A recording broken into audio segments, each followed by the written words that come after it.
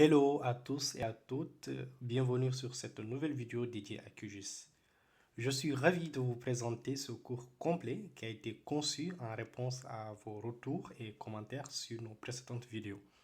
Grâce à vos suggestions, nous avons pu améliorer la qualité de nos vidéos et enrichir le contenu que nous vous proposons.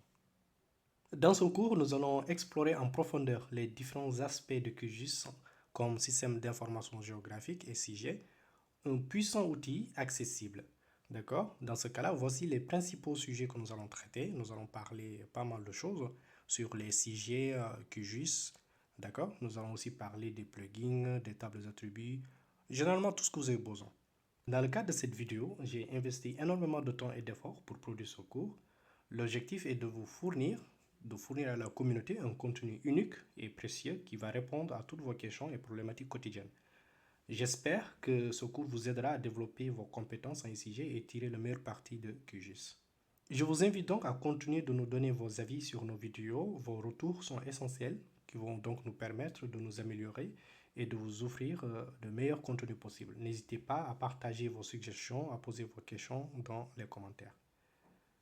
Et enfin, pour aller plus loin, j'ai encore créé un groupe spécial Telegram consacré au SIG dans lequel vous pouvez rejoindre pour échanger, poser vos questions et partager vos expériences avec d'autres passionnés de SIG. Vous pouvez aussi également nous suivre sur nos différents réseaux sociaux pour ne rien manquer de nos actualités et des nouveaux contenus que nous proposons. Je suis convaincu que ce cours vous sera extrêmement utile et je suis impatient de voir vos progrès. J'ai en même temps divisé ce cours en timing, que vous pouvez voir soit dans la description ou à l'intérieur même de la vidéo, les différentes parties qui sont développées. Si vous êtes intéressé à un point en particulier, vous pouvez directement sauter pour partir ce qui vous intéresse. Donc n'hésitez pas à suivre, à partager, à donner vos avis sur la vidéo, mais aussi de laisser un like ou un commentaire sur ce que vous avez apprécié, comme d'habitude. Donc à très bientôt. Merci.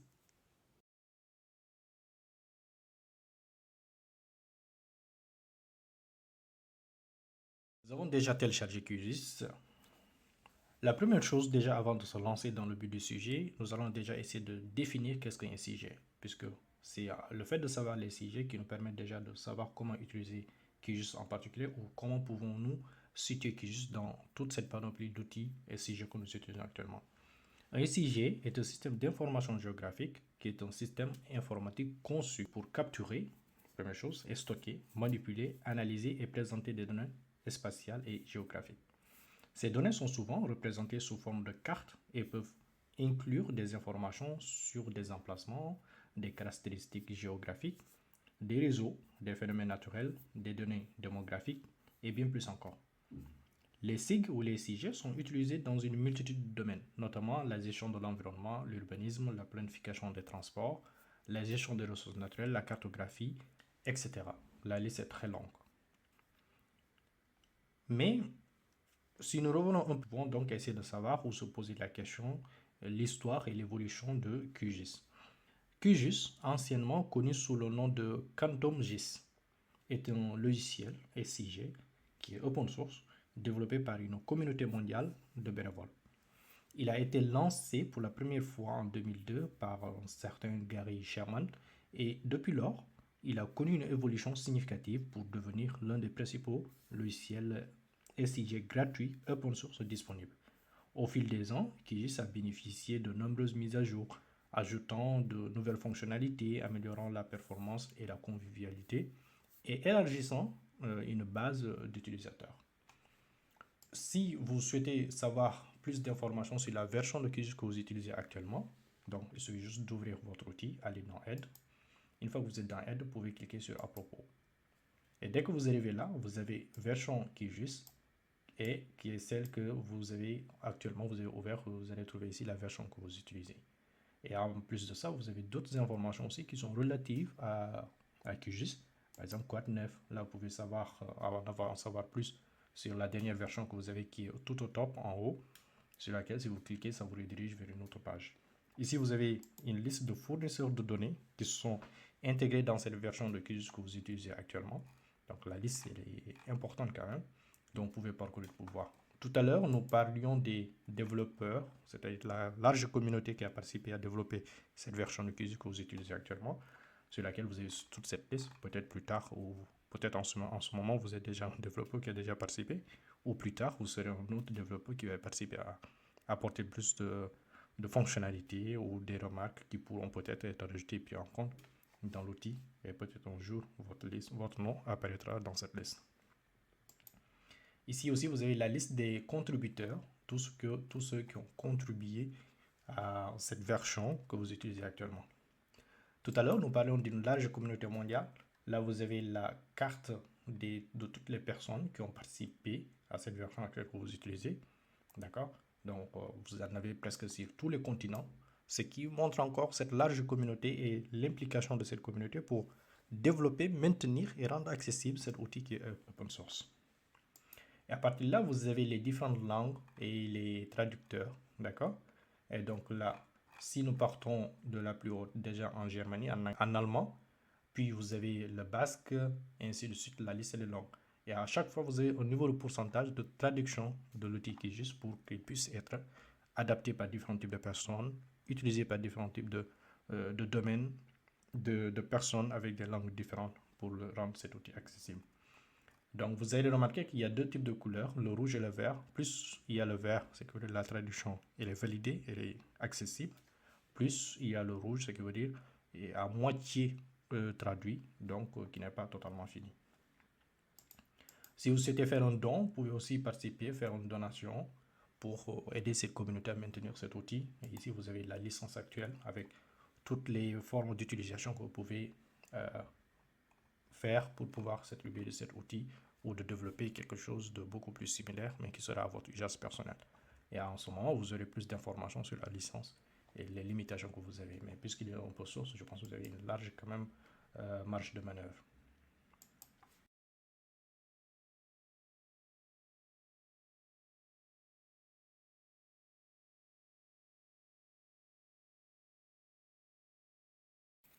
Le téléchargement et l'installation de QGIS. Pour ce faire, c'est très simple. Ouvrez votre navigateur, allez sur Google ou sur le navigateur que vous utilisez et mettez par exemple installer QGIS. Vous arrivez directement sur la page d'accueil de Google sur laquelle vous pouvez cliquer sur télécharger QGIS. Mais bon, cliquons déjà pour parcourir la page d'accueil de QGIS. Dès que vous arrivez là, vous avez déjà une brève description des outils ou de la page d'accueil. Et là, vous avez téléchargement et d'installation. Ici, vous avez toutes les versions et ici aussi, vous avez version source. Dès que vous arrivez sur cette page, voici les premières options que vous avez. Déjà, il va en quelque sorte identifier le système que vous utilisez. Si vous êtes sur Windows, il va peut-être vous proposer Windows. Et si vous êtes sur macOS, sélectionnez donc Mac pour télécharger la version accessible sur macOS. Alors, là, le téléchargement en vert que vous avez ici, c'est la toute dernière version qui est accessible avec toutes les dernières fonctionnalités disponibles. Par contre, elle n'est pas stable. Ça veut dire quoi? Ça veut dire qu'elle n'est pas encore testée et validée. Peut-être qu'elle présente certains bugs. Mais si vous souhaitez avoir la version la plus stable, dans ce cas-là, vous devez accéder à travers le lien qui est juste en dessous. En quête de la version la plus stable? Oui, télécharger. Et dans ce cas-là, la plus stable, ce sera la 3.34 LTR. D'accord? Et dès que vous cliquez, vous allez directement télécharger sur votre ordinateur. Puis, et dans ce cas-là, double-cliquez sur le fichier d'installation pour lancer le programme d'installation. Vous devez peut-être autoriser le programme à apporter des modifications sur votre ordinateur selon le paramétrage de sécurité de votre système d'exploitation. Pour l'installation, suivez juste les instructions sur l'écran. Installer QGIS, suivre sur l'ordinateur. Moi, peut-être je ne vais pas le faire puisque j'ai déjà la version disponible. Dès que c'est fait, donc félicitations, vous avez maintenant téléchargé la version QGIS disponible sur votre ordinateur. Et donc, vous allez faire comme moi. À partir de là, vous pouvez lancer, ouvrir et arriver directement sur l'interface.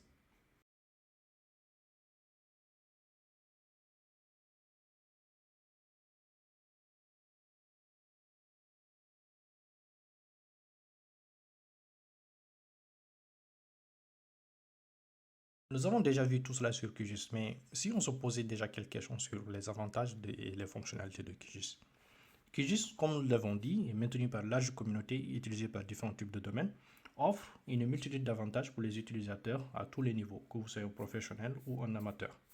Parmi les principales fonctionnalités, on peut retrouver la prise en charge de différents formats de données géospatiales, y compris les formats vectoriels qui peuvent être shapefile, GeoJSON et les formats raster qui peuvent être type JPEG, etc. Vous pouvez aussi trouver des outils d'analyse spatiale puissants pour effectuer une variété de tâches telles que la superposition de couches, la création des zones tampons ou l'analyse de proximité. Généralement, vous pouvez retrouver tous ces outils-là. À partir de là, par exemple, si vous allez dans Vecteur, vous pouvez ici trouver des données, des différents types de traitements, les outils de géotraitement. Vous pouvez ici trouver des outils de géométrie. Ici, vous pouvez aussi trouver des outils d'analyse, etc. Si vous allez dans Raster aussi, vous avez d'autres types d'outils que vous avez. Et en plus de ça, vous avez aussi un outil très puissant qui se trouve dans l'onglet Traitement dans la boîte à outils. Si vous ne l'avez pas, d'accord, vous pouvez aller dans Traitement, ouvrir la boîte à outils. Et à partir de là, vous avez des puissants outils de traitement que vous pouvez automatiser certaines tâches à l'intérieur de QGIS. Peut-être nous aurons la chance d'y revenir. Donc, par exemple, si vous souhaitez faire une analyse de réseau, là, vous avez certaines fonctionnalités qui ont été développées par des tiers ou qui ont été déjà intégrées dans QGIS qui vont vous permettre d'utiliser directement en insérant vos données à l'intérieur et l'outil va lancer directement le traitement d'un claquement de doigts. Par exemple, l'analyse de réseau, vous pouvez par exemple introduire vos données pour avoir le chemin le plus court sur un traitement en particulier. Et en plus, vous avez aussi des données d'analyse raster, des créations de raster, et ainsi de suite. Donc, n'hésitez pas à parcourir toute cette bibliographie pour essayer de voir, peut-être il y a quelque chose que vous allez utiliser fréquemment. Donc, dans ce cas-là, vous n'allez pas vous casser la tête à refaire tout ce travail, vous allez juste réutiliser ces outils qui sont automatisés à l'intérieur de QGIS. Une dernière partie avant de passer à la prochaine étape, pourquoi utiliser QGIS?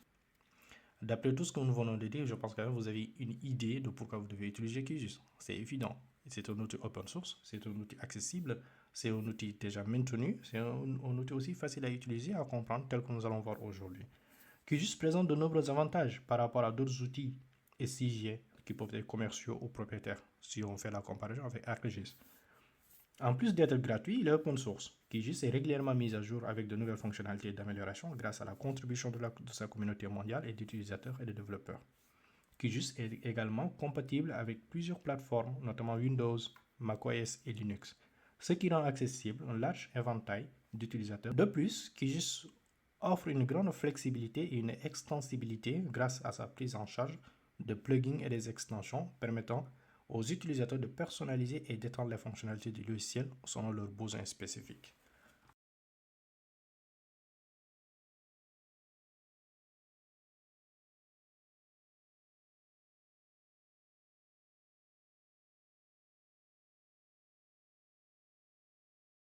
Avant de rentrer dans la création des cartes ou l'analyse spatiale, il est essentiel de comprendre l'interface d'utilisateur de QGIS. L'interface est conçue pour être intuitive et conviviale, offrant un accès facile à toutes les fonctionnalités nécessaires pour travailler avec des données géographiques. La première chose à faire, nous allons essayer de faire une exploration des panneaux. D'accord? QGIS est composé de plusieurs panneaux qui affichent différentes informations et outils. Les panneaux les plus couramment utilisés comprennent la carte principale, telle que nous l'avons ici, ou on peut dire le canevas de travail, votre table de travail, si on peut dire ça, qui va afficher vos données géographiques. Le navigateur pour explorer les fichiers de votre ordinateur. Par exemple, explorateur ou navigateur sur lequel vous avez accès à tous les fichiers de votre ordinateur. Là, vous avez peut-être le DIX sur lequel vous pouvez paramétrer. En dehors de l'accès des fichiers de votre bureau, vous pouvez aussi connecter QGIS avec certaines bases de données. Vous pouvez configurer. Nous verrons ça plus tard s'il le faut. Et ensuite, vous avez ce qu'on appelle le gestionnaire des couches que vous avez là. Toutes les couches que vous allez ouvrir vont se retrouver dans ce petit canevas qui vont être listées et superposées sur cette partie. Vous pouvez aussi rajouter certains types de propositions qui vont permettre de grouper des couches, et ainsi de suite. S'il le faut, si nécessaire, nous reviendrons aussi sur cette partie. Dès que vous n'avez plus besoin d'une couche, vous pouvez aussi cliquer sur la supprimer pour pouvoir l'enlever directement de votre zone de travail. La prochaine étape va consister à personnaliser l'interface. QGIS va vous offrir une possibilité de personnaliser l'interface utilisateur selon vos préférences. Vous pouvez peut-être déplacer, redimensionner les panneaux ou pour créer un agencement qui convient le mieux. Ça consiste à quoi? Par exemple, là, sur cet onglet que nous avons ici, sur l'interface, par exemple, nous avons différents types d'onglets qui sont regroupés en différents types de catégories. Imaginons par exemple là, sur ces différents types de cartes, si je ne veux pas qu'il soit ici, donc je peux directement saisir, puis essayer de déplacer par exemple pour le poser ici. Si je veux par exemple ces outils-là, je vais les voir ailleurs, je vais les mettre là par exemple. Si par exemple je ne souhaite pas voir ces outils ici, je peux aussi faire la même chose, saisir et les mettre en haut. D'accord? Vous pouvez donc réorganiser toute cette panoplie d'outils que vous avez qui est disponible ici. Alors, je vais donc partager avec vous quelques astuces de navigation pour une expérience de navigation plus fluide dans QGIS. Alors, la première chose, utilisez la molette de la souris pour zoomer. Je vais déjà rajouter une carte vite fait. Par exemple, si je viens là, je vais faire un double-clic, je vais rajouter une carte. Si vous souhaitez faire un zoom, utilisez la molette, faire un zoom avant, puis faites un zoom arrière. D'accord? Là, avant, arrière. Si vous souhaitez déplacer la carte de gauche à droite, maintenez sur la molette, puis déplacez à gauche, à droite. D'accord? En haut, en bas. Vous pouvez faire la même chose en utilisant des outils de zoom, par exemple là, sur le panneau. Sélectionnez le zoom plus, allez sur un lieu en particulier, par exemple sur l'Espagne, puis faites un zoom. Et à partir de là, vous pouvez faire encore un zoom beaucoup plus rapproché sur la ville de Madrid. D'accord? Vous pouvez faire la même chose sur tous les types de zones sur lesquelles vous travaillez à l'intérieur de QGIS ou les différents types d'objets avec lesquels vous travaillez. Si vous souhaitez faire un zoom arrière, il suffit juste de faire le contraire. Soit vous utilisez la molette, faire un zoom arrière, soit sélectionner la zone, puis faire un zoom qui va directement partir en arrière. Alors, il y a certains aussi types de raccourcis, par exemple, que vous pouvez utiliser qui sont communs presque sur tous les outils. Par exemple, le contrôle Z pour faire un retour arrière ou le contrôle S qui va permettre d'enregistrer un document ou un projet en particulier. Peut-être vous travaillez sur un outil sur lequel vous ne retrouvez pas la fenêtre accessible sur QGIS, ou bien qui n'est pas par défaut paramétré ici. Dans ce cas-là, vous pouvez aller dans la personnalisation des outils en allant dans l'onglet Vue. Et à partir de là, vous allez partir sur panneau. Et dès que vous êtes dans panneau, là, vous pouvez rajouter plusieurs types de visualisation. Vous pouvez, par exemple, la numérisation avancée, par exemple, l'ordre des couches, les statistiques, le style des couches, le visualisateur de résultats ou la vue d'ensemble. Si vous clochez, donc vous avez cette vue qui va apparaître ici. Si ça ne vous plaît plus, donc dans ce cas-là, vous pouvez cliquer pour fermer, enlever cette vue. Vous pouvez retourner pour faire la même chose. Avec les outils aussi, par exemple l'outil d'accrochage, vous pouvez rajouter l'outil d'accrochage qui apparaît ici. D'accord? Si vous ne souhaitez plus l'avoir ici, retournez dans Vue, allez dans Outils et enlevez l'accrochage. Et là, il disparaît. Vous pouvez faire la même chose pour les panneaux. Dans ce cas-là, vous pouvez rajouter ordre des couches, qui, par exemple, là, qui sera ici, dans lequel vous pouvez rajouter. Si ça ne vous plaît pas, vous pouvez cliquer sur Fermer ordre des couches. Pour la même chose, là, sur les outils aussi, vous pouvez essayer de rajouter des outils selon votre besoin et les convenances. Par exemple, GPS Toolbar, qui sera celui-là que vous utilisez. Et dès qu'il arrive là, vous pouvez le déplacer pour le mettre là. D'accord? Si ça ne vous plaît plus, vous pouvez retourner dans Outils, GPS Toolbar, désactiver et il disparaît. Vous pouvez aussi essayer d'explorer pour personnaliser certaines préférences. Par exemple, vous pouvez aller dans Options ou Préférences, par exemple là. Et à partir de là, vous pouvez parcourir le profil. Vous pouvez vous créer un profil par défaut. Par exemple, vous donnez un nom à votre profil. Par exemple, Dev, juste un exemple. Et dans ce cas-là, vous allez créer un nouveau profil. Et dans ce nouveau profil, vous pouvez donc paramétrer différents types d'options que vous pourrez, par exemple, lors de l'utilisation de QGIS, par exemple. Et dans ce cas-là, vous venez dans ce profil-là, vous allez utiliser certains paramètres que vous avez déjà préfigurés à l'intérieur. Et à l'intérieur, vous avez aussi options que vous avez là, qui va vous donner l'accès à pas mal de choses. À partir de là, par exemple, vous pouvez changer la langue de votre outil. Mais à chaque fois que vous changez la langue, par exemple, si vous quittez en français pour partir en anglais, dans ce cas-là, vous faites le changement et vous faites OK. Vous devez redémarrer QGIS pour que les changements puissent s'appliquer. Et là, vous pouvez aussi rajouter certains types de paramétrages, par exemple le format monétaire ou certains types de dates, ce qui va être un certain type de personnalisation de votre outil. Et là, vous avez aussi le système, certaines informations de votre système.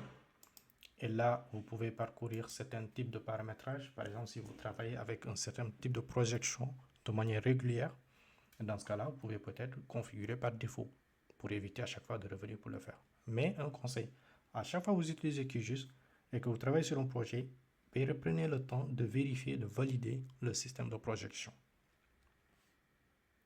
Parce que cela peut avoir un impact important dans le cadre de votre traitement. Et là, vous avez plusieurs types d'options aussi que vous pouvez paramétrer et parcourir. Les options de mise en page, par exemple les différents types de police par défaut. D'accord? Vous pouvez chercher pour essayer de personnaliser selon votre besoin. Les polices, par exemple. Dès que vous êtes satisfait de quelque chose, n'hésitez pas à faire OK pour pouvoir mettre en application ces modifications pour qu'elles puissent être prises en compte dans votre outil. Quelques raccourcis à partager avec vous, par exemple CTRL O qui va permettre d'ouvrir un projet existant, CTRL N qui va créer un nouveau projet, CTRL S qui va enregistrer le projet actuel sur lequel vous travaillez, CTRL Z qui va annuler la dernière action, CTRL Y va rétablir la dernière action que vous avez annulée, CTRL C qui va copier les entités sélectionnées, CTRL V qui va coller les entités que vous avez copiées, CTRL SHIFT V qui va coller les entités copiées en conservant le propriétaire original. N'oubliez pas de consulter la documentation de QGIS pour découvrir d'autres astuces et fonctionnalités cachées. Si vous souhaitez faire un exercice, n'hésitez pas à ouvrir QGIS et de mettre en application tout ce que nous venons de dire.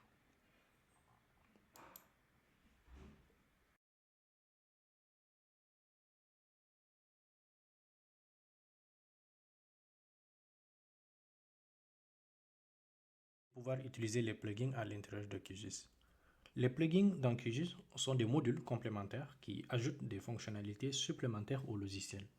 Ils peuvent être utilisés pour étendre la capacité de QGIS en ajoutant de nouveaux outils, des algorithmes de traitement, des sources de données, des styles de cartes, etc. Pour installer et utiliser des plugins à l'intérieur de QGIS, voici les étapes à suivre. Allez dans la barre de navigation, puis cliquez sur Extensions, Installer et gérer les extensions. Puis, vous avez une liste des installations qui vous est proposée. Vous avez là toutes les extensions. Ici, vous avez ceux qui sont déjà installés. Ici, vous avez ceux qui sont non installés et les nouvelles qui ne sont pas encore stables. Vous pouvez donc sélectionner l'extension que vous souhaitez utiliser. Par exemple, imaginons que vous souhaitez installer une extension qui s'appelle Quick Map Service. Dans la barre de recherche, recherchez Quick Map Service.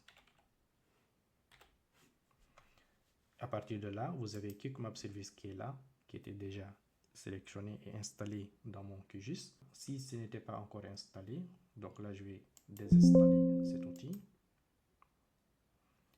Et pour pouvoir installer cette extension, je vais sélectionner Quick Map Service et là vous avez l'option installer l'extension.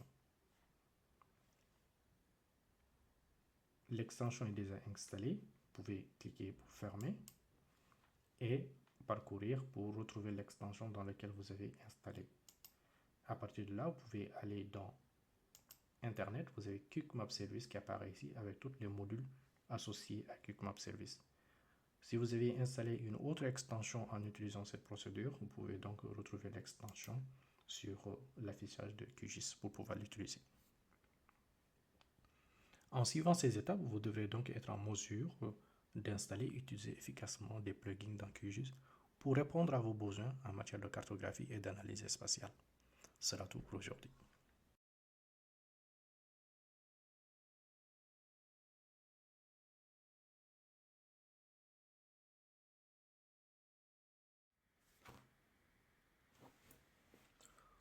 Aujourd'hui, nous allons parler des tables d'attributs.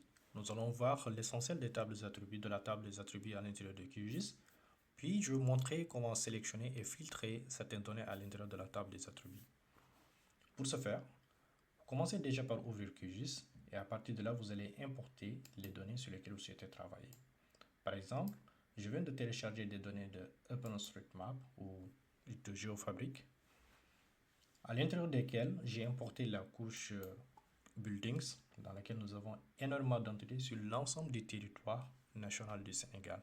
Toutes les données de cette couche qui ont été répertoriées comme éléments géométriques, comme building à l'intérieur de ce shape. Donc, vous comprendrez donc, c'est un fichier qui est énorme.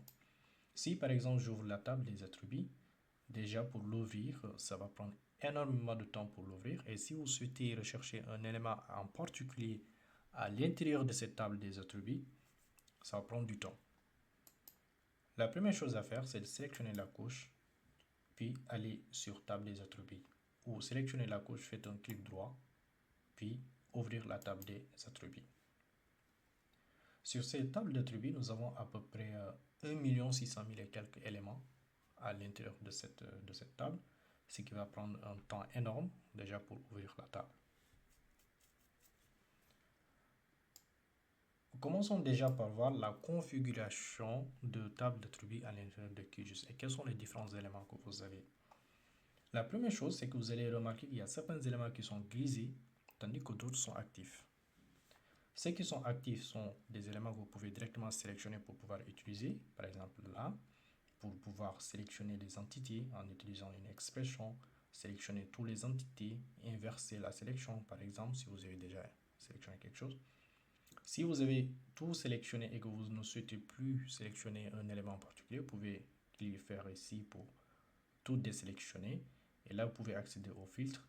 Et là, si vous avez sélectionné par exemple deux éléments en particulier qui se situent ici, ou bien bon, je vais prendre d'autres qui sont beaucoup plus bas, et que ces éléments-là, je veux que uniquement ces éléments soient en haut. Dans ce cas-là, je peux cliquer ici pour déplacer au sommet. Donc, malgré la hiérarchie des données, ces éléments qui sont sélectionnés que je viens de déplacer au sommet vont se mettre en haut, sélectionnés, alors que les autres seront en dessous de ces éléments-là.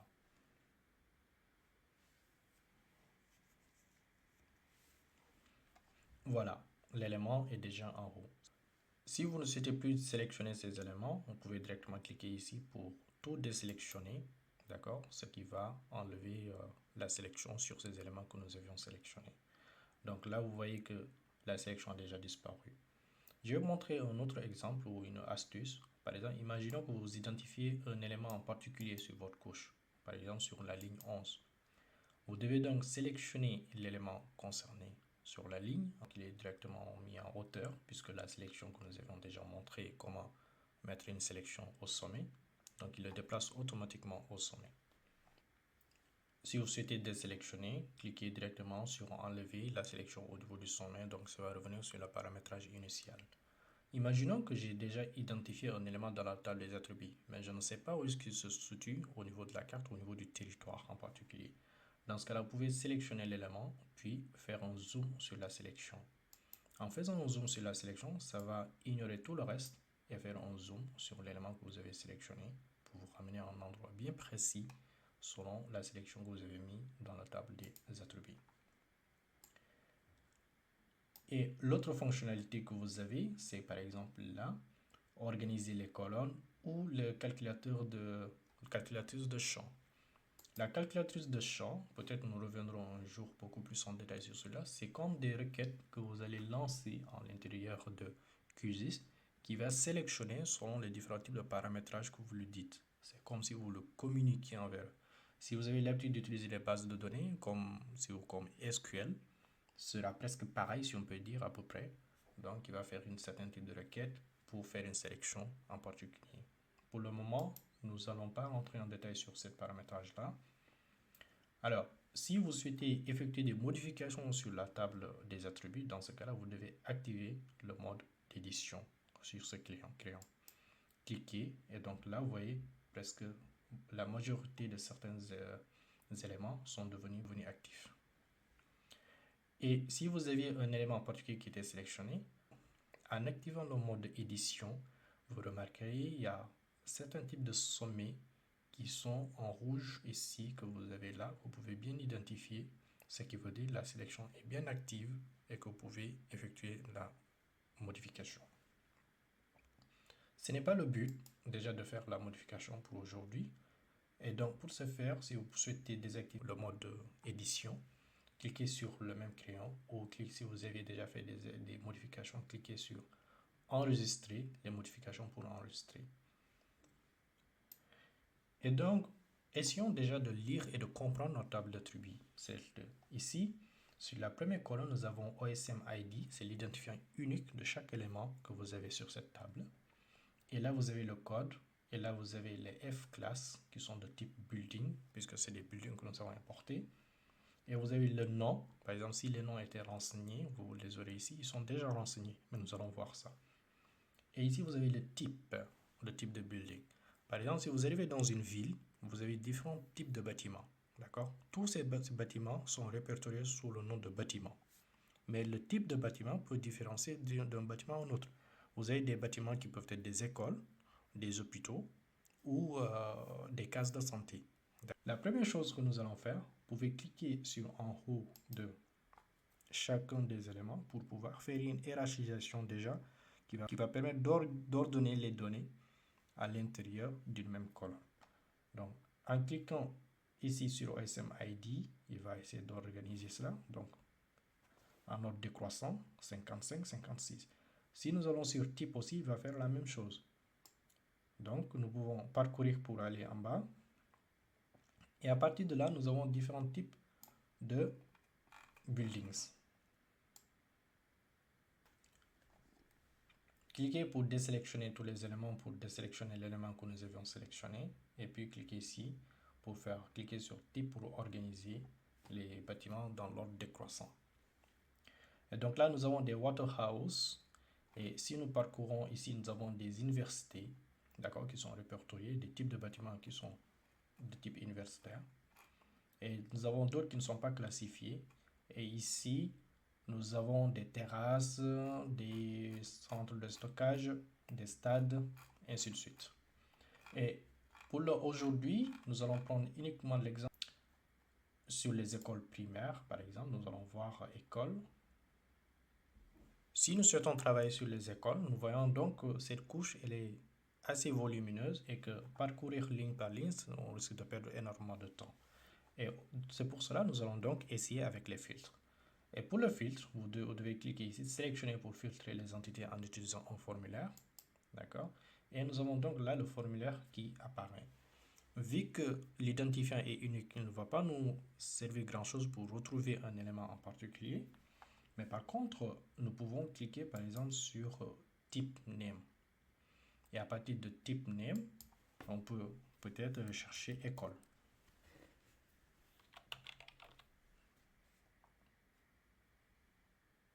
Et là, il faut juste attendre un petit moment et vous avez une sélection, une suggestion de toutes les écoles qui sont répertoriées.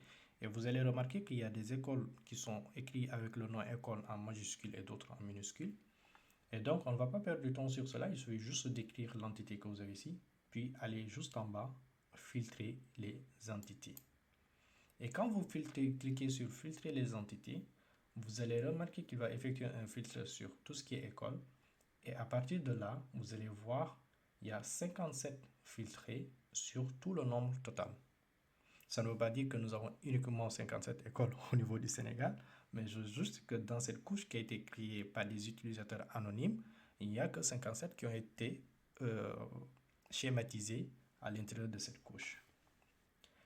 Et donc, si vous souhaitez voir cela en détail, dans ce cas, nous allons laisser basculer en mode vue tabulaire. Et à partir de là, nous avons les écoles qui sont dans le type ici de building, qui sont dans le type name, qui sont des différents types d'écoles que nous avons à partir d'ici. Nous avons 57. Il y a une autre astuce que vous pouvez utiliser. Donc dans ce cas-là, vous pouvez cliquer sur sélection toutes les entités. Par exemple, à partir de là, vous pouvez cliquer sur le coin gauche qui va permettre de sélectionner tout ce qui a été sélectionné dans cette couche à travers le filtre. Et puis, vous pouvez, dans ce cas-là, aller dans cette couche initiale que vous avez importée, faire un clic droit, et à partir de là, vous pouvez faire un export selon les entités sélectionnées. Et là, à partir de là, vous allez exporter une couche qui ne va comporter que les entités écoles que vous avez sélectionnées à l'intérieur de cette couche. Et donc, vous pouvez faire enregistrer, puis le format, vous pouvez laisser le format Esri. À partir de là, sélectionnez l'endroit dans lequel vous souhaitez enregistrer ces différents types d'entités que vous venez de sélectionner. Puis, nommez votre couche. Et à partir de là, cliquez sur Enregistrer. Puis, cliquez sur OK pour valider. Et donc là, nous avons une nouvelle couche école qui vient d'être ajoutée au format Shapefile. Vous pouvez désélectionner la première couche que nous avons intégrée, puis sélectionner la couche école, un clic droit, puis zoom sur cette couche. Vous avez donc votre couche école qui apparaît. Vous pouvez faire un clic droit, ouvrir la table des attributs, puis vous voyez ici les éléments que nous avions sélectionnés qui ne comportent que les écoles que nous avons ici repérés à travers le filtre que nous venons d'exporter. Puis à partir de là, vous avez l'impression que les éléments ne sont pas affichés, mais ils sont bien affichés, mais c'est juste qu'il s'agit des petites entités qui sont répertoriées au niveau national. Dans ce cas-là, vous pouvez faire un zoom. Si vous faites un zoom, vous allez voir qu'ils sont bien sélectionnés ici. D'accord? Donc, l'une des autres astuces aussi que vous pouvez faire, c'est de refaire un zoom sur l'ensemble du projet. À partir de là, on va aller sur une zone en particulier. Imaginons que nous serons sur Dakar. Certainement, nous aurons des écoles là-bas. Puis, enlever cette sélection et nous avons ici quelques écoles qui sont là.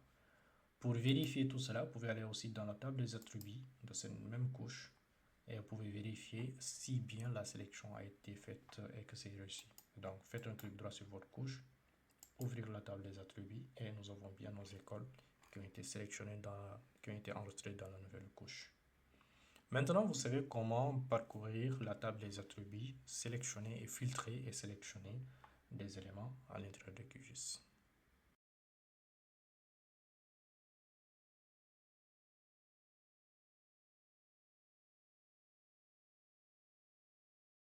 Importer des couches vectorielles et raster à l'intérieur de QGIS. Commençons d'abord par voir quelle est la différence entre les deux. Prenons par exemple le cas des couches vectorielles. Vous devez penser aux couches vectorielles comme des images composées de formes géométriques, comme des points, des lignes ou des polygones. Ces formes sont définies par leur contour exact, comme les frontières d'un pays ou les routes sur une carte. Elles sont bonnes pour représenter des choses précises et détaillées, comme les limites politiques ou les réseaux routiers. Commençons donc par importer des couches vectorielles. Pour ce faire, c'est très simple pour les importer à l'intérieur de QGIS. Allez sur Couche, ajouter une couche, puis sélectionner couche vecteur. Vous devez donc parcourir l'endroit où vous avez déjà sélectionné ou enregistré cette couche, retrouver la couche, puis cliquer sur HHP, ouvrir, ajouter et fermer. Nous allons donc rajouter un exemple de couche vectorielle. Maintenant, pour les couches raster, essayez d'imaginer les couches raster comme des images pixelisées, comme une photo ou une image satellite. Chaque pixel a une couleur ou une valeur, comme une altitude sur une carte topographique ou une température sur une carte météorologique. Les données raster sont excellentes pour représenter des phénomènes continus comme la topographie du terrain ou la répartition des températures. Nous allons donc supprimer cette carte pour essayer d'importer une carte raster. Et pour ce faire, nous allons suivre la même procédure. Aller sur couche, ajouter une couche, sélectionner cette fois-ci couche raster. Et à partir de là, vous allez parcourir là où vous avez enregistré la couche raster, sélectionner la couche, puis cliquer sur ouvrir, ajouter et vous pouvez fermer cette fenêtre. Et là, nous venons donc rajouter une couche raster à l'intérieur de QGIS. Maintenant, pour faire un résumé, les couches vectorielles sont utilisées pour des choses spécifiques et nettes, comme les frontières ou les routes, tandis que les couches raster sont idéales pour les choses plus fluides et continues, comme les altitudes ou les températures. Maintenant, vous savez comment importer ces deux différents types de couches.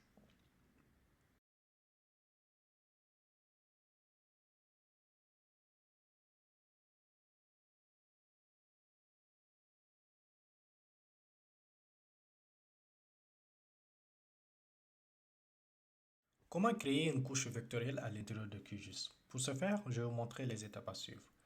Donc, la première chose à faire, déjà nous allons essayer d'intégrer une carte satellitaire ou une carte de Bing par exemple à l'intérieur de QGIS, ce qui va nous donner plus de détails sur la zone sur laquelle nous souhaitons travailler. Si vous n'avez pas une fond de carte telle que j'ai ici, vous avez la précédente vidéo qui vous montre comment rajouter des cartes satellitaires à l'intérieur de QGIS ou un bref rappel. Allez sur internet, puis cliquez sur Quick Map Service et dans ce cas-là, sélectionnez Bing et sélectionnez Bing Map. D'accord? Dès que vous avez Bing, vous pouvez cliquer dessus et à partir de là, vous avez Bing qui est déjà ouvert et faites un zoom sur la zone sur laquelle vous souhaitez rajouter la carte pour que cela puisse vous servir de base de création de votre carte. D'accord. Donc ici, nous venons de faire un zoom, par exemple, sur le port de Dakar. Et pour ce faire, nous allons faire encore un zoom beaucoup plus avancé, par exemple ici. Et pour ce faire, voici les étapes donc à suivre. Allez dans couche, puis créer une couche. Et là, vous avez plusieurs options, puisque nous souhaitons créer une couche vectorielle. Et donc, nous allons créer une nouvelle couche shapefile. Et dès que vous cliquez, vous avez cette nouvelle fenêtre qui s'affiche. Vous pouvez donc sélectionner à l'endroit où vous souhaitez enregistrer votre couche en recherchant le dossier dans lequel vous souhaitez enregistrer. Dans ce cas-là, vous pouvez donner un nom à votre couche, nommer votre couche. Vous avez donc le chemin et le nom de la couche qui vient d'être paramétré. Dans le sous-menu qui apparaît, sélectionnez le type de couche que vous souhaitez créer. Vous avez le choix entre point, ligne ou un polygone, selon le type de géométrie que vous voulez utiliser. Dans notre cas, nous allons sélectionner un polygone. Et la prochaine étape, c'est de définir un système de projection. Après avoir choisi le type de couche, la nouvelle fenêtre de dialogue apparaîtra pour vous permettre de définir le système de coordonnées pour une nouvelle couche. Vous pouvez sélectionner le système de coordonnées approprié dans la liste déroulante et utiliser ou tout simplement utiliser le système de coordonnées par défaut. Si vous avez un système de coordonnées qui est spécifique à votre zone, dans ce cas-là, vous devez rechercher le système qui correspond à votre zone pour pouvoir rajouter. Et là, vu que nous allons créer une couche sur les môles, d'accord, puisque donc là, nous allons aussi rajouter les môles, par exemple, nous pouvons rajouter un S. Et cette couche va accueillir toutes les môles que nous avons créées à l'intérieur sur cette zone. Et donc là, nous pouvons rester la longueur 80, d'accord, puis dès que vous avez rajouté môle, puis vous pouvez cliquer pour ajouter à la liste des champs. Dès que c'est déjà fait, vous pouvez cliquer sur OK. Et dès que vous arrivez ici, pour pouvoir tracer cette couche, vous devez basculer en mode édition, d'accord, sur le petit crayon que vous avez ici. Puis, puisqu'il s'agit d'un polygone, nous avons le polygone qui est déjà activé. Nous avons une sorte de viseur qui s'affiche ici. Et à partir de là, vous pouvez, si vous le souhaitez, parcourir la zone sur laquelle vous souhaitez créer votre polygone en faisant un clic, puis maintenir et parcourir la zone. Là, nous n'allons pas respecter, nous allons juste, puisque nous sommes dans le cadre d'un exemple. Puis, dès que vous êtes satisfait, dès que vous finissez de faire les contours, faites un clic droit. Puis, à partir de là, vous pouvez donner un identifiant. Et à partir de là, si vous souhaitez le laisser nul ou pas, ou tout simplement donner un nom. D'accord? Dans notre cas, vu que nous sommes dans le cadre d'un exemple, vous pouvez cliquer sur OK pour valider. Et là, nous venons de créer notre premier élément à l'intérieur de cette couche. Après avoir dessiné vos entités, assurez-vous de sauvegarder la couche en cliquant sur le bouton Enregistrer, l'entité éditée. Par exemple, en venant ici, Enregistrer. Puis, vous pouvez quitter en mode édition. Et là, vous pouvez donc exporter votre projet en faisant clic droit, Enregistrer sous, ou tout simplement, vous n'avez pas besoin de puisque nous l'avons fait précédemment. Félicitations, vous avez maintenant créé avec succès une nouvelle couche vectorielle dans QGIS et ajouté des entités géométriques si besoin.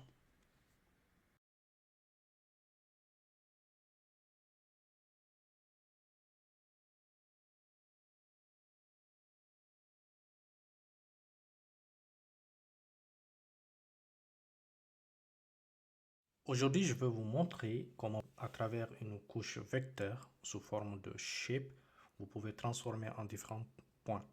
C'est par exemple, imaginons que vous avez cette carte de l'Afrique qui est dessinée comme polygone, la forme des différents types de pays, que vous souhaitez transformer chaque polygone en un point qui va représenter le pays en question. Et par la suite, Imaginons à travers ces pays, vous souhaitez donc générer les coordonnées géographiques X, Y de chaque pays. Je vais vous montrer comment faire cela en quelques étapes. Premièrement, vous devez déjà transformer cette couche shape en point. Pour ce faire, sélectionnez la couche, allez dans Vecteur, sélectionnez Géotraitement. Donc là, vous devriez sélectionner Centre de gravité. Mais vu que vous ne l'avez pas ici, nous allons donc procéder par une autre méthode. Sélectionnez la couche, allez dans l'outil Traitement, puis recherchez Centre. Dans Géométrie vectorielle, nous allons sélectionner Centroïde. Faites un double-clic sur Centroïde et là, il va ouvrir cette nouvelle fenêtre. Et quand vous faites un double-clic, voici cette nouvelle fenêtre qui s'ouvre. Il va directement reconnaître la couche vectorielle sous forme de polygone. Il y a une manipulation quand même que je souhaite préciser avant de partir, qui risque de ne pas fonctionner quand vous ne le faites pas. Donc, allez dans Paramètres et Options avancées. Et à partir de là, dans Filtrage d'entités invalides, donc passez Ignorer les entités de géométrie invalides. Sélectionnez cette option, puis faites un retour. Et à partir de là, nous allons cliquer directement sur Exécuter.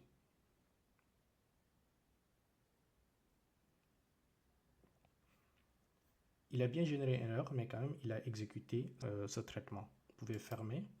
Et là, vous verrez bien que chaque pays est représenté par un point qui est dans cette nouvelle couche centroïde. Il faut savoir que cette couche, sous forme de point, n'est pas encore enregistrée. Elle est juste temporaire. Si vous fermez QGIS sans pouvoir l'enregistrer, vous allez perdre ce travail. Donc, vous êtes obligé de refaire la manipulation. Si vous souhaitez enregistrer, faites un double-clic, faites enregistrer sous pour pouvoir exporter cette couche. La deuxième étape, c'est donc de rajouter des coordonnées géographiques. J'ai vérifié la table des attributs de cette couche. Allez dans la table des attributs, vous verrez bien que vous n'avez pas de coordonnées géographiques X, Y dans cette couche. Donc, comment y ajouter? Retournons dans Traitement, puis Ajouter. Et à partir de là, vous allez sélectionner Ajouter les champs X, Y à la couche. Sélectionnez, faites un double-clic. Donc, il va directement repérer la couche point, puisque c'est sur les points qu'on peut rajouter des coordonnées X, Y. Dès que vous sélectionnez la couche sur laquelle vous souhaitez rajouter ces coordonnées, faites Exécuter. Il va directement exécuter en rajoutant les coordonnées géographiques dans cette nouvelle couche que vous allez créer. Il vient de créer un nouveau champ qui contient les points avec les coordonnées X, Y que vous souhaitez avoir. Pour vérifier tout cela, allez dans la table des attributs de la couche en question pour vérifier. Vous verrez bien que vos coordonnées ont été ajoutées dans votre couche. Ce sera tout pour aujourd'hui. On se dit à la prochaine.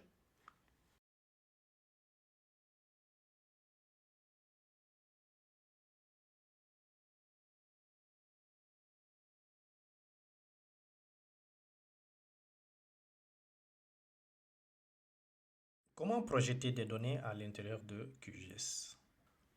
Je vais donc vous montrer les étapes à suivre. La première chose, ouvrez votre outil QGIS, puis chargez certaines données spatiales. Nous allons prendre l'exemple en allant par exemple sur Internet. Nous allons rajouter une carte Bing. J'aime bien les cartes Bing puisqu'elles sont beaucoup plus propres et faciles à regarder. Et dans ce cas-là, nous allons faire un zoom aussi sur le Sénégal, par exemple sur Dakar. Nous venons donc d'ouvrir cette carte. Ce sera la même chose aussi quand vous rajoutez des cartes vectorielles. Et donc, à partir de là, nous pouvons faire un clic droit, puis aller sur Propriétés. Dès que vous allez dans Propriétés, vous devez donc sélectionner l'option Source que vous avez ici. Et à partir de là, vous avez le système de coordonnées de référence qui est assigné par défaut, qui est celui-là que vous avez ici. Si celui-ci ne vous convient pas et que vous avez un système de projection en particulier sur lequel vous devez travailler, dans ce cas-là, vous pouvez cliquez ici pour voir la liste qui vous est proposée. Si cette liste ne vous convient pas, cliquez sur cette petite icône en forme de globe pour pouvoir accéder à d'autres types qui sont proposés ici. D'accord? Dans ce cas-là, vous pouvez rechercher un système en particulier et dans ce cas-là, tapez le nom du système qui va apparaître dans la liste et à partir de là, vous pouvez sélectionner puis cliquer sur OK pour revenir là, appliquer le système de projection. Si vous travaillez aussi avec une carte raster, dans ce cas-là, allez dans raster, projection, assigner une projection ou extraire une projection. Assigner une projection et à partir de là, vous pouvez aussi parcourir ou sélectionner ici pour parcourir un ensemble de systèmes de projection. Vous pouvez faire une recherche à l'intérieur du filtre, sélectionner parmi toutes les projections, et là vous avez des catégories de projections aussi qui sont proposées, géocentrique, géodésique, géographique. Sélectionnez celui qui convient le mieux à votre projet, puis cliquez sur exécuter qui va lancer cette projection, et dès que vous êtes satisfait, cliquez sur fermer et vous aurez réussi à reprojeter votre carte. Ce sera tout pour aujourd'hui.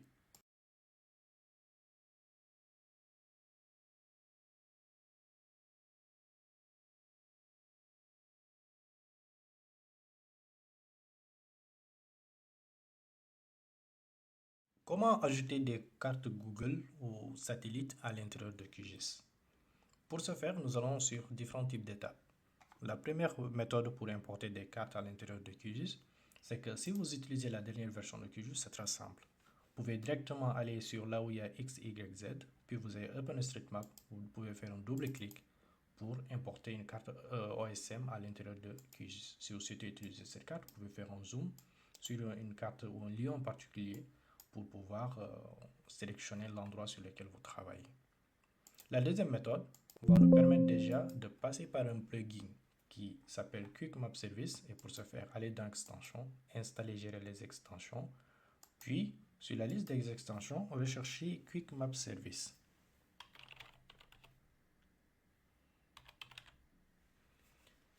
Dès que vous avez Quick Map Service, sélectionnez Quick Map Service, puis procédez à l'installation. Dès que c'est déjà fait, vous allez sur Internet. À partir de là, vous avez Quick Map Service. Et vous remarquerez que moi, j'ai plus de cartes que vous. Donc, si vous venez de l'installer. Et si vous souhaitez avoir la même chose que moi, allez dans Settings. Et vous avez une nouvelle fenêtre qui s'ouvre. Et dès que vous êtes dans Settings, allez dans More Services, puis cliquez Get Package, d'accord, qui va télécharger plus de contenu ou des différents types de versions de cartes que vous avez. Et à partir de là, vous pouvez venir dans Visibility, lister toutes les cartes que vous avez accès, qui sont disponibles. Donc, vous pouvez sélectionner celles que vous avez besoin, d'accord. Pour le moment, moi, je vais le laisser comme ça. Et à partir de là, vous pouvez revenir ici ou directement cliquer sur Enregistrer. Et puis, si vous retournez sur Internet, puis vous allez sur Quick Map Service, et là, vous pouvez avoir accès déjà à des cartes satellites à l'intérieur de QGIS. Et pour ce faire, vous pouvez faire donc un zoom sur un lieu en particulier. Par exemple, vous allez sur l'Afrique ou l'Espagne, par exemple. Là, vous faites un zoom et là, vous avez une vue satellitaire au niveau de l'Espagne. Mais nous souhaitons aussi voir d'autres cartes en détail. Par exemple, nous allons retourner encore sur Internet. Puis, dans ce cas-là, nous allons essayer d'importer une carte Bing qui est supposée, je pense, avoir plus de fonctionnalités par rapport à d'autres. Et donc, là, nous allons sélectionner. Vous pouvez directement cliquer sur Fermer ou Ignorer. Et à partir de là, nous pouvons décocher la première carte que nous avions intégrée ou directement glisser et mettre en bas. Et nous allons refaire un zoom sur Dakar, par exemple. Nous allons faire un tour vers le port de Dakar.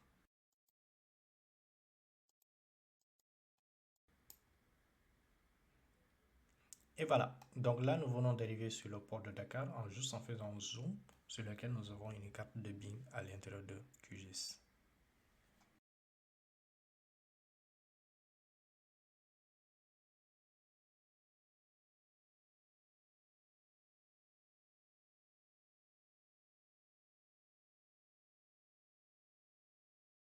Vous n'avez pas accès à tout cela. Je vais donc dans un instant vous montrer la troisième méthode qui va vous permettre d'accéder à des fonds de carte. Peu importe la version de QGIS que vous utilisez, peut-être que vous avez certains problèmes techniques au sein de votre entreprise qui ne vous permettent pas d'accéder à ces services. Peut-être des proxys, des pare-feux, ainsi de suite, qui n'arrivent pas à charger ces fonds de carte. Donc, la troisième méthode sera faite pour vous. Avant d'arriver à la troisième méthode, je vais donc vous inviter à visiter notre site, par exemple, que vous allez trouver sur www.gojambar.com. Nous donnons des cours sur plusieurs thématiques, d'accord, sur lesquelles je vous invite donc à rejoindre, à soutenir la communauté et surtout, une très bonne nouvelle pour vous, puisque prochainement, nous allons, à travers des demandes que nous avons reçues, des formations en géomatique, en cartographie, ainsi de suite, ou peut-être en intelligence artificielle, Ce sera l'occasion donc de vous inscrire, de voir tous à quoi cela ressemble et nous avons prévu déjà de produire pas mal de cours sur ce domaine-là et à travers lequel vous serez donc les premiers à être informés et de savoir à quoi tout cela ressemble. D'accord?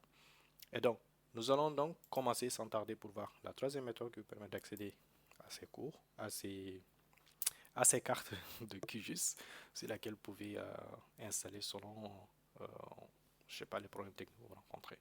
Donc pour ce faire, vous allez X, Y, Z Tails, ici que vous avez là, vous allez faire un clic droit, New Connection ou Nouvelle connexion. Nous allons donc rajouter ici mes nouvelles cartes. Vous pouvez rajouter selon le nom que vous souhaitez. Par exemple, ma carte la plus jolie, ou mes cartes Google, ou mes cartes en local. Choisissez le nom que vous souhaitez, peu importe. Et à travers là, nous allons donc rajouter un URL qui va ressembler à ce format-là. Et pour ce faire, nous allons donc choisir ce lien. Avant ce lien, donc vous voyez ici OpenStreetMap hybride satellite. Vous pouvez rajouter autant de cartes que vous souhaitez à travers cette fonctionnalité. Par exemple, là, si nous revenons ici, je vais juste vous montrer, par exemple là, si vous n'avez pas accès à ces cartes par défaut à travers les outils QuickMap Series que nous avons ici, Google Satellite. Et quand nous arrivons sur Google, vous avez des cartes hybrides, des cartes road, des cartes satellites, des cartes de terrain et des cartes de trafic. Selon les différents types de cartes que vous souhaitez intégrer, vous pouvez donc nommer, d'accord, à travers le lien qui est en bas, donc vous pouvez nommer la carte telle que vous souhaitez que ça apparaisse de l'autre côté, pour pouvoir les retrouver facilement. Par exemple, vous pouvez configurer ici des cartes de Google Satellite, de Google Traffic, de Google Road, ainsi de suite. Et donc, si nous revenons sur cette fenêtre-là, vous allez retrouver cette page. Donc, imaginons que vous souhaitez rajouter une carte de Google Satellite. Dans ce cas-là, le nommage le plus adéquat quand même pour se retrouver facilement serait de rajouter ici ma carte Google Satellite. D'accord? Bon, moi j'ai juste laissé cela, c'était juste en guise d'exemple, vous pouvez le paramétrer comme vous le voulez. Et là, vous allez donc rajouter le lien que nous venons de cliquer là, de sélectionner là-bas, puis cliquer directement sur OK. Vous voyez, c'est très simple. Nous venons donc de rajouter la carte, elle vient de rajouter sur les nouvelles cartes que nous avions ici, et donc nous allons désélectionner tout cela. D'accord? Là, nous n'avons rien. C'est comme par exemple votre cas, vous n'avez pas accès à ces cartes. Et là, vous pouvez revenir ici, faire un double clic. Et voilà, bing, la carte elle apparaît. Et à travers là, vous pouvez faire un zoom selon le lieu que vous souhaitez travailler et de cliquer pour pouvoir utiliser la carte Google Service sans pour autant accéder au plugin QGIS ou des problématiques de restriction internet que vous avez. Et voilà, c'est tout. Nous arrivons donc à la fin de cette vidéo. Je vous invite donc à vous abonner, à partager, à rejoindre la communauté à travers le site en ligne et pour pouvoir participer à d'autres cours qui viendront qui sont beaucoup plus intéressants.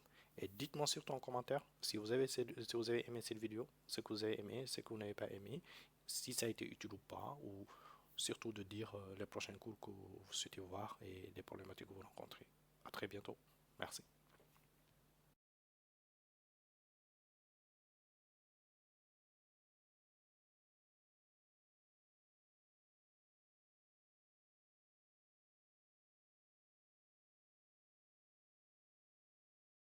Hello, bienvenue dans cette nouvelle vidéo dans laquelle je vais te montrer aujourd'hui comment tu pourras créer une base map à l'intérieur de QGIS. À la fin de cette vidéo, tu pourras créer des cartes à l'intérieur de QGIS qui seront sous forme de base map que tu pourras exporter, enregistrer selon le format que tu souhaites et s'il le faut même, les personnaliser.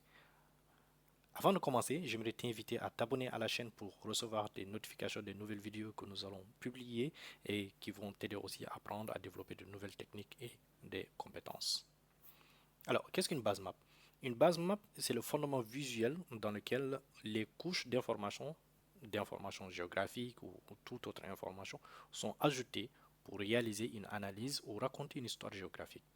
Cette base map donc va inclure des éléments essentiels tels que le terrain, les cours d'eau, les infrastructures, les frontières politiques. L'utilité d'une base map réside même dans sa capacité à fournir un contexte géographique, facilitant ainsi l'interprétation des données qui sont superposées.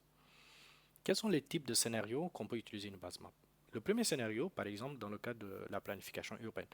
Imagine une ville en pleine expansion. Les urbanistes vont utiliser une carte base map détaillée en affichant les routes existantes, les zones résidentielles, les espaces verts pour planifier les nouveaux développements. La carte va aider donc à identifier les zones qui sont sous-développées, à optimiser l'utilisation de l'espace tout en préservant les zones vertes essentielles.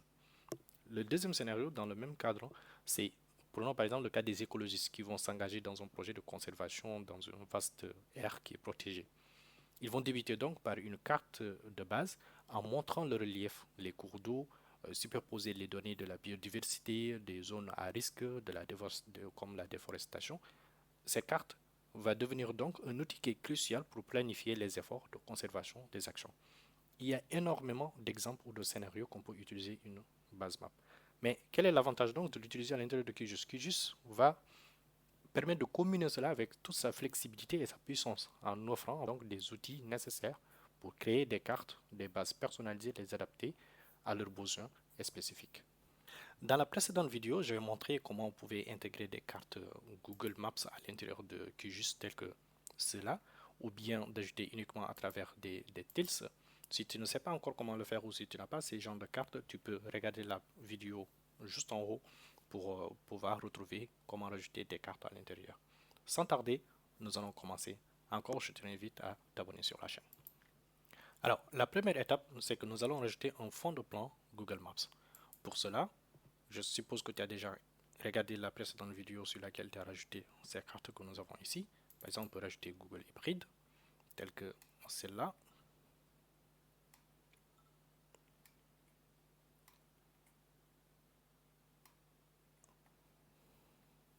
Sinon, tu peux accéder uniquement à partir de là pour ajouter OpenStreetMap à partir de là.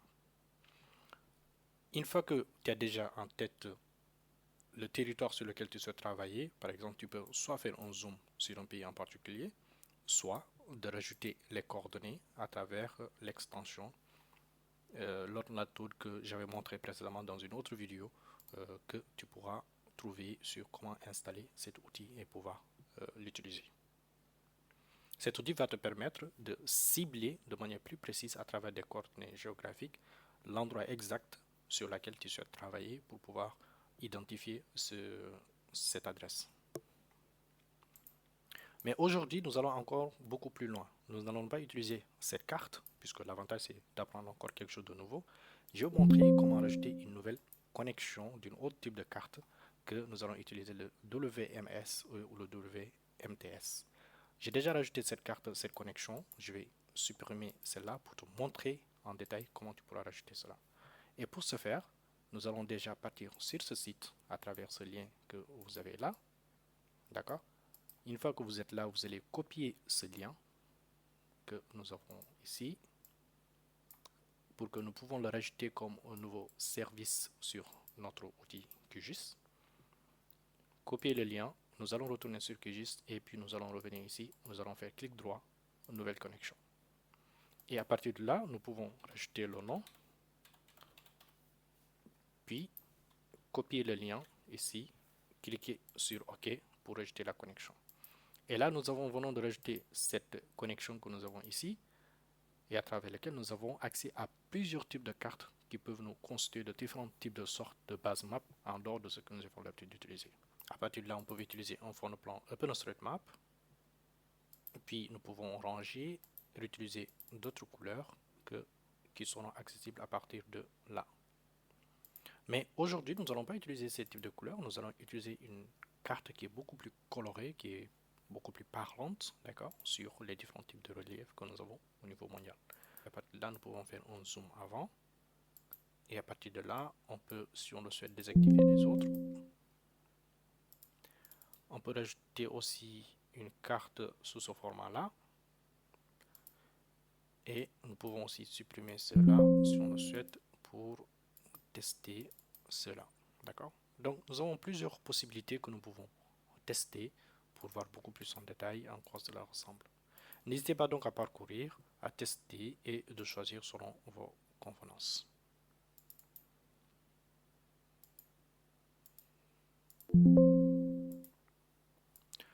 Nous allons donc cliquer pour faire un zoom, tel que vous le voyez là.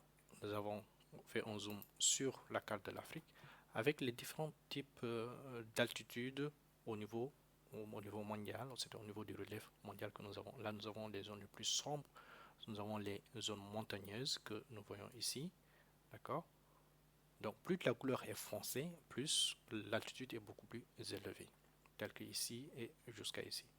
Et de ce côté-là, c'est en vert, puisque le territoire semble être beaucoup plus plat, donc ce qui est plus logique, puisque là, ça donne directement des versants sur l'océan Atlantique au niveau du Sénégal, tel que nous voyons là. Nous pouvons faire un zoom, par exemple, sur un pays en particulier, par exemple sur le Sénégal.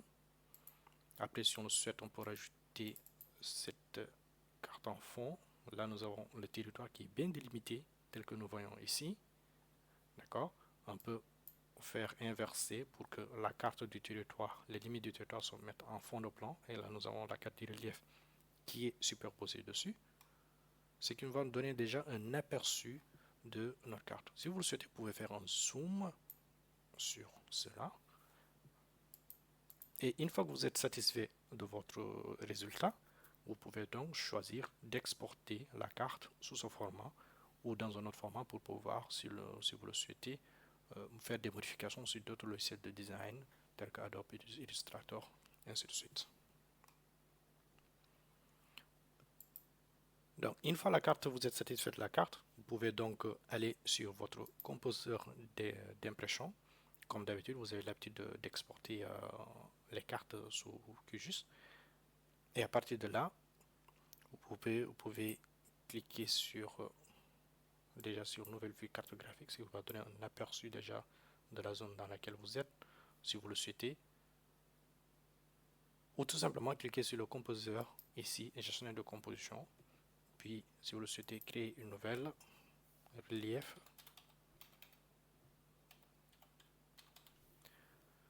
Cliquez sur OK, ce qui va donner accès à cette fenêtre. Et là, vous pouvez donc choisir de rajouter une nouvelle carte. Et voilà, la carte est en chargement. Donc à partir de là, vous pouvez faire le design selon ce qui vous convient. Et à partir de là, si vous le souhaitez, vous pouvez rajouter une échelle. Vous pouvez rajouter l'orientation à partir de là. Si vous le souhaitez aussi, vous pouvez rajouter un titre sur votre carte. Et le plus important aussi, ne pas oublier la légende qui est ici, que vous pouvez rajouter peut-être à partir de là. Et s'il le faut, changer ce côté pour agrandir un peu votre carte.